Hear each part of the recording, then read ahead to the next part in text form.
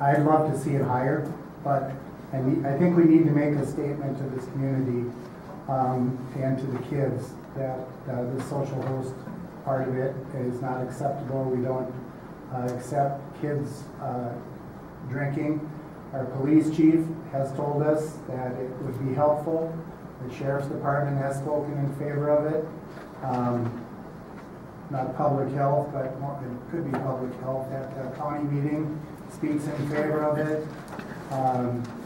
And the health professionals are speaking in favor of it. I just see no reason to not set the guideline and say, okay, this is it. So I will be definitely voting in favor.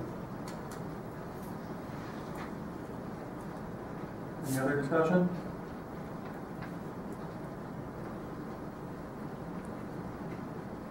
Hearing none. Ordinance, call the roll, please. Hensel, Yes. Hanson, Yes. Gushik, Yes. Knopfler, Yes. Boyum, Yes. Hurkak, Yes. Liljegren, Yes. Zilka. Yes. Carries.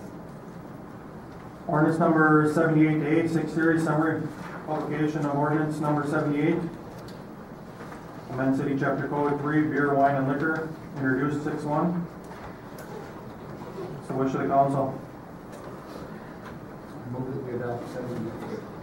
Second. A motion by Alderman Hurkak, second by Councilman Hanson. To adopt ordinance 78A, summary publication of ordinance number 78. Any discussion? Hearing none. Ordinance, call the roll. Hanson, Yes. Gushik, Yes. Knopfler, Yes. Boyum, Yes. Hurkak, Yes. Liljegren, Yes. Zilka, Yes. Hensel. Yes. Carries. Resolution 2015-58 to approve plans and specs, call for bids, DesRosier Drive, Mississippi Boulevard, table from 6-1. This evening in front of you, we have the plans for the DesRosier Drive project. I will remove the west portion of it from the plans here. But tonight we're looking at going out for bids for the project so we can get a cost on that. I will note in the resolution you want to delete the second paragraph pertaining to the west portion of the project.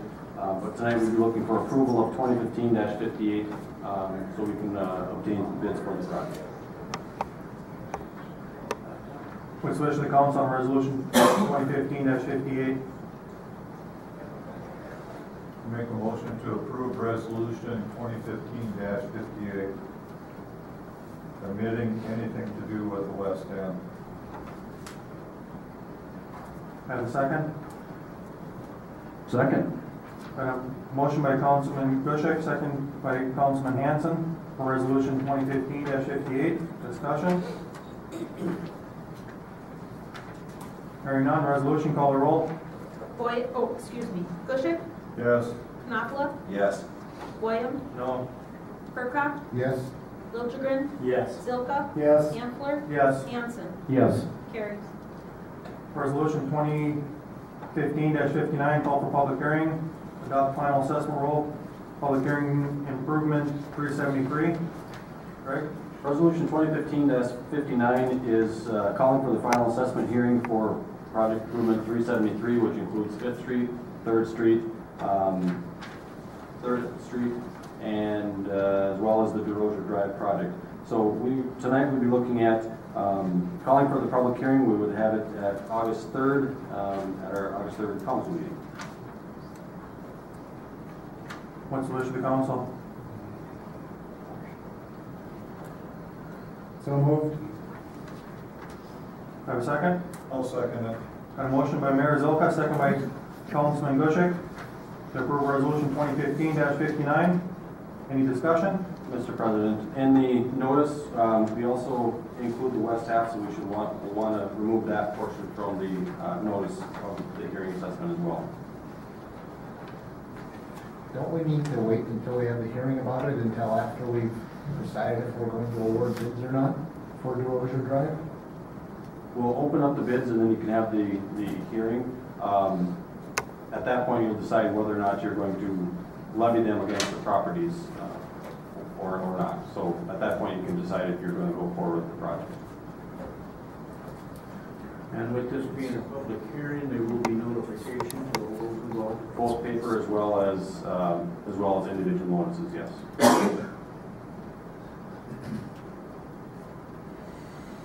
Any other discussion?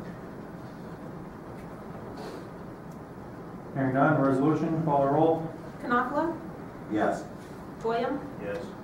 Hurkak, Yes. Liljegren, Yes. Zilka, Yes. Campbell, Yes. Hanson, Yes. Bushel. Yes. Resolution carries. New business, defer assessment, public improvement 373, DesRosier Drive, consider. Sorry, Rory. As I indicated in the public hearing portion of the council meeting tonight, we're looking at deferring the assessments along the DesRosier Drive project consistent with what occurred back in 2003 with the Riverwood extensions. So tonight, basically, you'll notice on the back, we have kind of a draft letter for those particular property owners indicating that the assessments for that portion would not occur until they hook up to city utilities. Quick solution, council. I'll make a motion. Full second. Got a motion by Councilman Hanson, second by Alderman Hurkak. To approve the deferral assessment. Any discussion? Yes, if we defer the majority of the costs, I'm sure the contractors are not gonna wait for payment for 30 years. Who's gonna pay for this? Similar to our other projects in terms of we bond for our projects, and then we pay for those debt payments as we go. So the taxpayers of Little Falls will pay the bill until the assessments come in. True. Very similar to the rest of the 2003 projects up through Riverwood, yes.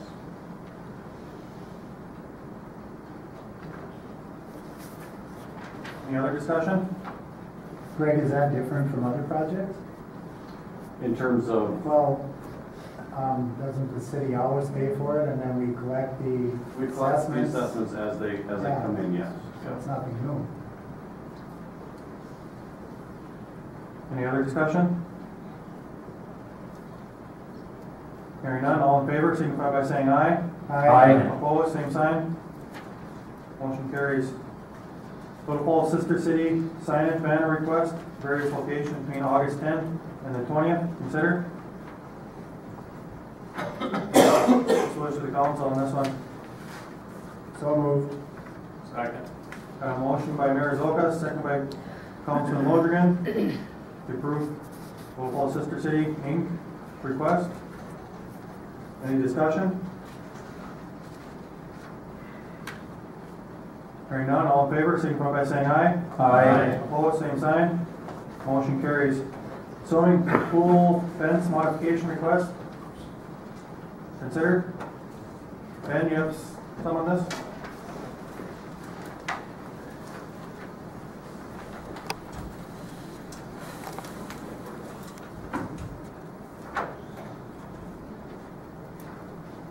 Thank you, Mr. President, council members. We have two requests from residents in the city for swimming pools, above-ground swimming pools. The city's ordinance requires that those kind of pools have, among other things, a 4-foot tall fence that surrounds it. There are requirements in the International Building Code that allow for something lesser than that, other forms of protection.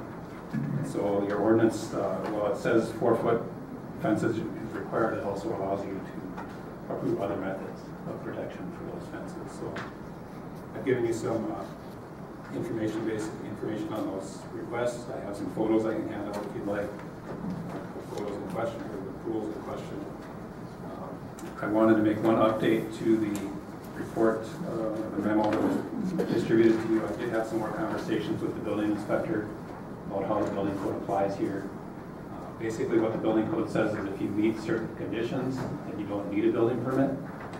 If you're not meeting those conditions, then you would need a building permit, and it sort of pushes you back into meeting those conditions anyways. And so among those requirements is one that allows, instead of a fence, it allows for the sidewalls of the pool to serve as the fence. And so in one case, we have that situation where the pool is at least 40 inches tall all the way around, and there's no other access into it outside of a ladder that has to be removable. So that's the one case. The other case is a pool that's above ground and is surrounded on one side or one corner of it is up to a deck. The rest of it is down at least 48 inches above the ground surface. And so in both cases, the building inspector indicated that requirements in the building code could apply, and would be the alternative to the 48-inch fence, or 48-inch fence around the entire pool. So in the action request item, I could update that, the council could update that if it so wishes to allow these private swimming pools, provided that the requirements of the building code are met, and not specify anything in 1 through 4 on your memo. Those 1 through 4 essentially was dealing with the building code requirements, and it might be simpler to just say as long as they meet the building code. They would not have to put a 48-inch fence around it.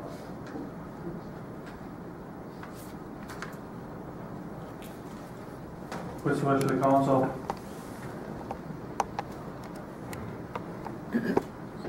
So moved. Second? I'll second it. Motion by Mayor Zolka, second by Councilman Kuschek. To approve pool fence modification request. Discussion? Yeah, my concern was, stated in the special meeting, if you have to remove a ladder, there should be no other way of getting up there. So if it's constructed where someone could actually crawl up the sides as if there was a ladder, I would be in favor of that. And we have discussed this matter before. Because some of the pools, if you reach up over the top, you can actually pull them back and forward or something, and like a soft side pool.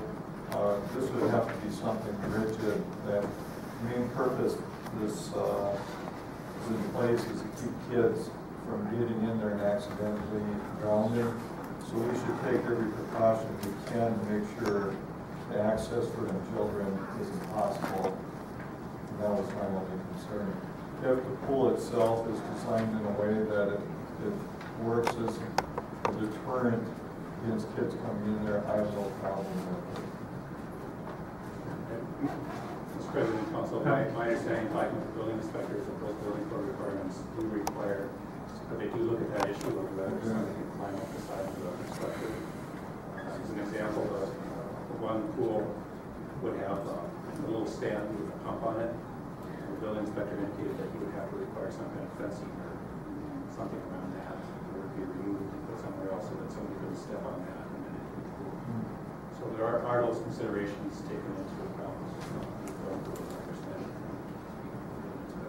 I know insurance companies also have stipulations before they'll insure the homeowner. If you have a pool, it's the same thing as having a trampoline. If you have all the safety equipment in place, they don't mind insuring them. If it isn't safe, they're not going to do it. Because they're the ones that, if there's a lawsuit or something, they're going to be paying. So this would be for hard side pools? Would be hard side pools. There's a number of requirements in the building code. You indicated you had some pictures? I do, yes. I'd like to see them, please.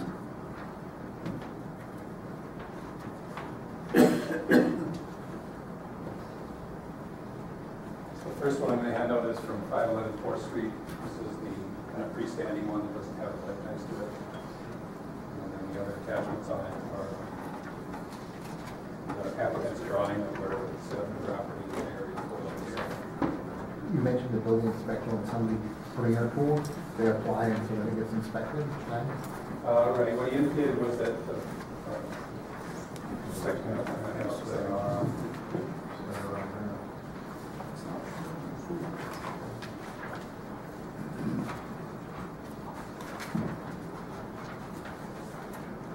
This is what you're talking about, we have to fence this thing up so someone can step up on that.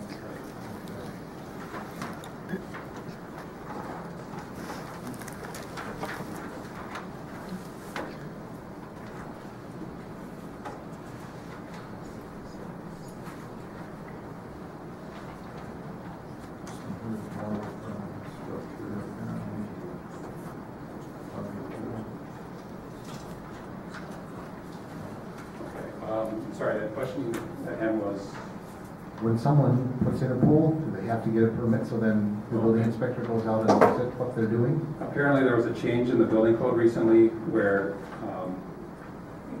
for residential pools, it got turned over, actually for all pools, the regulation of those got turned over to, I believe, the Department of Health of the state. But the State Department of Health rules actually only apply to public pools. So there's, in some sense, a gap here with residential pools. But that said, there is, what they did is they said you're exempt from having to get a building permit if you meet certain conditions. And that's the key here, is that they have to meet those conditions to be exempt from the building code. If they're not exempt and they're subject to it. So in that case, I think de facto it's going to be required inspection by the building inspector for almost any pool to make sure it's going to be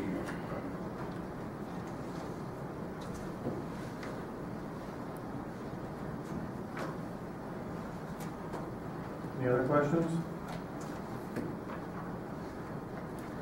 Mr. President, I can just explain the other photo too. So the first one, 511 4th Street, that was the freestanding pool. Councilman Goshek said that little table there with the pump on it, that's the thing that would have to change to make sure that there was not access into that pool. The second handout was a rendering or a manufacturer's drawing of the pool that would be going in. That one is a 52-inch rigid wall. The fencing below it is the 3-foot fencing that's around the deck. And in talking to the building inspector, he said that would be sufficient so long as there's some protections on the doorway to the deck from inside the house. An alarm or a chime of some kind that would tell the resident that somebody had gone out that door. And then the drawing on the back is the applicant's of where he can sit on the property. And how it would be out.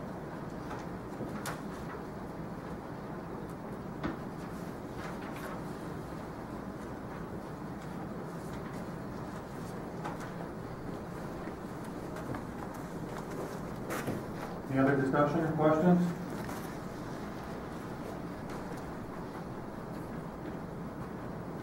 So we're asking to change the ordinance. It's not an amendment to the ordinance, it's just within the ordinance. If you look at the second page and back, or the first page, under letter D, modifications, the current ordinance allows the council to make modifications to the requirements that are above it, which include that 48-inch fence around the entire floor. So this is just asking for a modification in these two particular instances to allow something other than a 4-foot fence. So if there's somebody else that has something similar already built, they need to come request the same modification for it. If somebody wants to build a new pool and doesn't want a 4-foot fence around the entire thing, you could amend the ordinance to allow more flexibility or to match up better with the building code social, but that's going to require a public hearing and a process.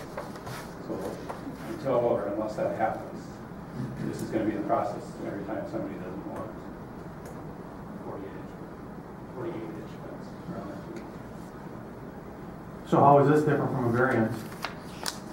It's just a different process that's set for the ordinance than the variance. It's not in the zoning ordinance section of the code. It's a separate ordinance, and this is the process they have.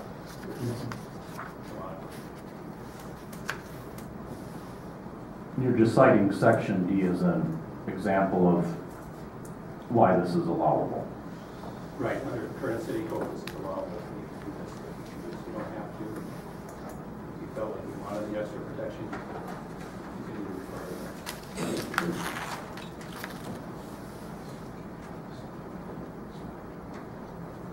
Any other discussion? Mr. Council President, I just think it's something the council should consider as far as taking away that fence. You're taking away the stay out message when you take away a fence. You have a pool, and a pool is an attractive nuisance. Kids want to go in there, people want to go in there. Fencing provides an alert to them to say you're not welcome in this yard. You're not welcome in a yard without a fence, but people feel freer to enter on property when it's not gated off. So granted, you're maintaining the 4-foot level, but you're taking away that warning of you're not welcome on this property, you're not allowed onto this property. I just think that's one thing to consider. You're providing for people removing a ladder. People don't remember to remove ladders. People have drinks, people have kids running around that they're leaving to do this. People forget, that's the point originally of having a fence. You don't need to remember to put a fence up. The fence is there permanently. There was a reason for self-closing latches on the fence, because you don't want people to have to remember to shut a gate. People forget. So you have self-closing latches, you have fence requirements before, and now granted, you have the 4-foot level at the pool, but you know, you're leaving out human error and human forgetfulness of pulling out a ladder, and you're also allowing children or individuals to get closer to that fence without that initial warning of, first you gotta crawl over the fence that you're not welcome to be in and then get into the pool. Now you're taking away that perimeter kind of stay away message where people, again, aren't supposed to be on private property, but they certainly feel a lot freer to go onto it. You know, you're playing catch with a baseball, the ball goes into the neighbor's yard. If it's not fenced, you feel fairly free about dashing in and grabbing the baseball. If you gotta crawl over a fence, you're a little bit more reluctant or have to unlatch and go into an enclosed area. People are naturally more reluctant, at least, to do that. Doesn't mean they won't.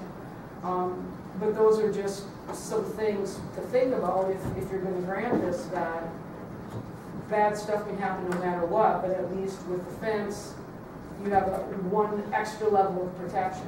Obviously, the building code allows for it.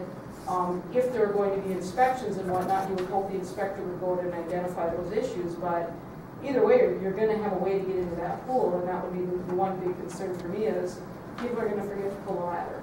And if there's no fence up and you have little kids running around, before you know it, a 2-year-old is in the pool floating, and that's obviously, you can't fix it, you can't take that back. So just something for you to think about, but like Ben said, you can certainly choose to do this, so it's completely up to you.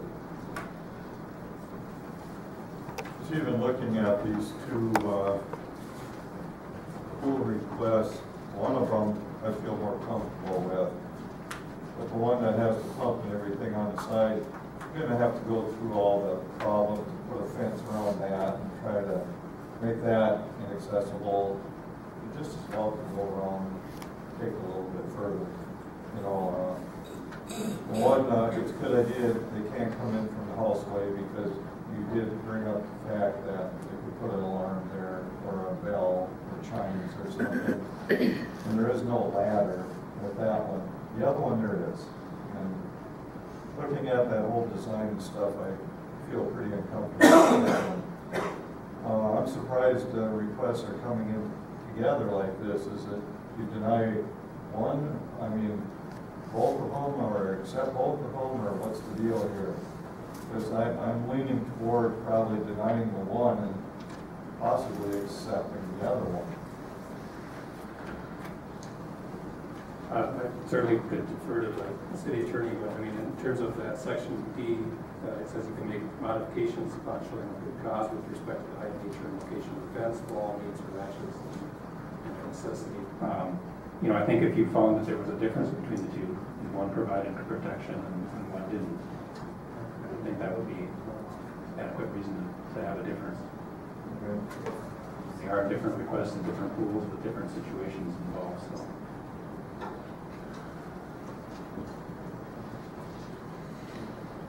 So, what was the motion made here? Motion is made to approve the modification request. Unless if that was amended, I'll probably vote against it. Well, the thing is, one's a permanent structure and one's a temporary Yeah. pool. They take up and down. Got the blue canvas underneath the pool. That's a temporary pool.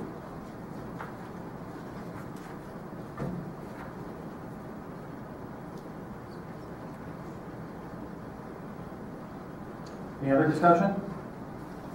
Well, even that temporary pool there would be fenced in that the pump or whatever.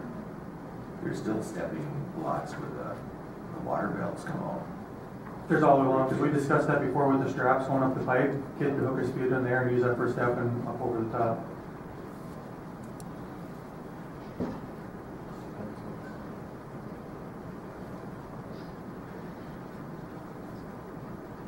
Any other discussion?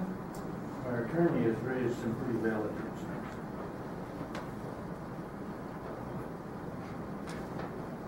Anyone else?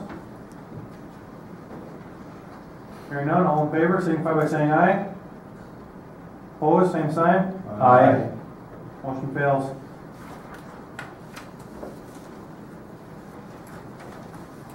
Any other reports?